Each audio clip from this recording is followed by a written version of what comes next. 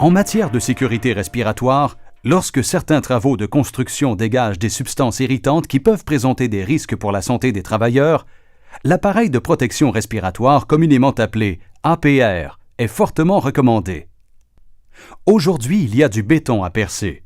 Sachant que cette activité va produire des particules de silice cristalline, une matière qu'on soupçonne d'avoir des effets cancérogènes, le surintendant explique étape par étape à ses ouvriers le programme de protection respiratoire de l'employeur et l'informe qu'il devra porter dans ce cas-ci un demi-masque muni de filtre P100.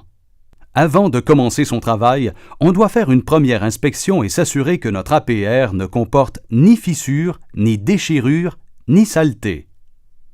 On doit examiner les soupapes d'inhalation et d'exhalation. Il faut s'assurer que les courroies sont intactes et bien élastiques.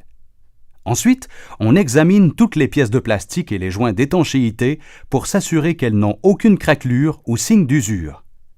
Une fois la première inspection terminée et concluante, vous pouvez enfiler votre APR et vérifier son étanchéité. Pour commencer, on ajuste les courroies en débutant par celle du haut.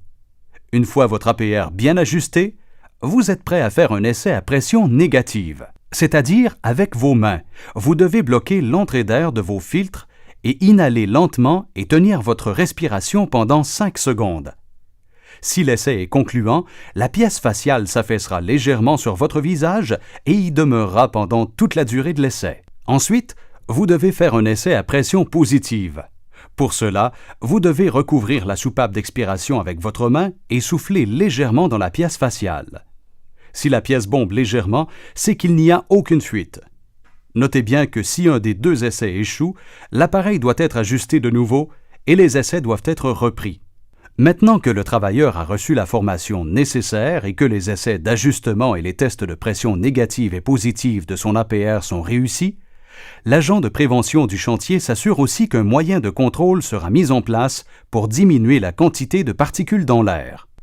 D'abord, il faut établir un périmètre de sécurité pour éviter que des collègues entrent dans la zone contaminée.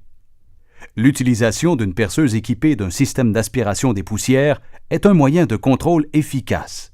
Une fois votre travail terminé, avant d'enlever votre APR, vous devez sortir de la zone contaminée et enlever le maximum de poussière sur vous en retirant seulement votre casque et votre habit de protection.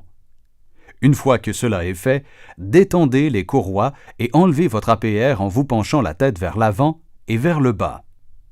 Il est important de toujours bien nettoyer votre APR. Utilisez de l'eau tiède, du savon et des tampons. Asséchez bien votre APR et mettez vos filtres dans un petit sac étanche et votre APR dans un plus grand sac à part. Et voilà, c'étaient les consignes de sécurité pour l'utilisation des appareils de protection respiratoire.